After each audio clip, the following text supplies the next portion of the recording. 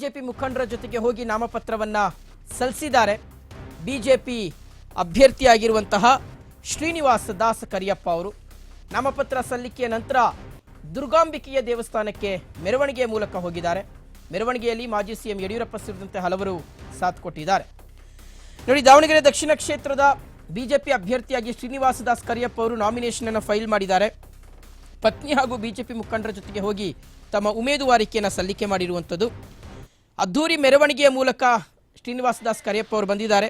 ನಾಮಪತ್ರ ಸಲ್ಲಿಕೆಯ ನಂತರ ದುರ್ಗಾಂಬಿಕಾ ದೇವಸ್ಥಾನಕ್ಕೆ ಹೋಗಿ ಮೆರವಣಿಗೆಯ ಮೂಲಕ ಹೋಗಿ ಪೂಜೆಯನ್ನು ಸಲ್ಲಿಸಿದ್ದಾರೆ. ನೋಡಿ, ಈಗ ಶ್ರೀನಿವಾಸ ದಾಸ್ ಕರಿಯಪ್ಪ ಅವರಿಗೆ ಇದು ಫಸ್ಟ್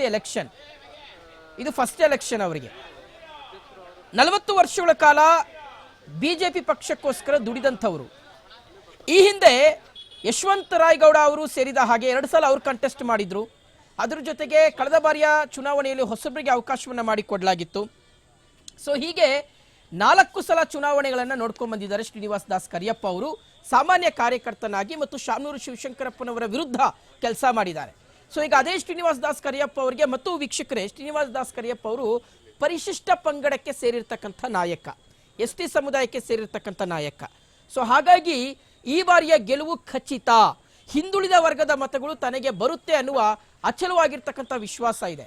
ಮಗದೊಂದು ಕಡೆ ಈ ಕಾಂಗ್ರೆಸ್ನಲ್ಲಿ ಉಂಟಾಗಿರ್ತಕ್ಕಂಥ ಒಂದಷ್ಟು ಗೊಂದಲಗಳಿದಾವಲ್ಲ ಟಿಕೆಟ್ ವಿಚಾರಕ್ಕೆ, ಮತ್ತು ಮುನಿಸ್ಕೊಂಡಿರ್ತಕ್ಕಂಥ ಅಲ್ಪಸಂಖ್ಯಾತ ಮತಗಳೇನಿದ್ದಾವೆ ಅದು ಡಿವೈಡ್ ಆದರೆ ಎಗೇನ್ ಅದರ ಲಾಭವನ್ನು ತಾನು ಪಡೆದುಕೊಳ್ಳಬಹುದು ಅನ್ನುವ ಲೆಕ್ಕಾಚಾರದಲ್ಲಿ ಶ್ರೀನಿವಾಸ ದಾಸ್ ಕರಿಯಪ್ಪ ಅವರಿದ್ದಾರೆ.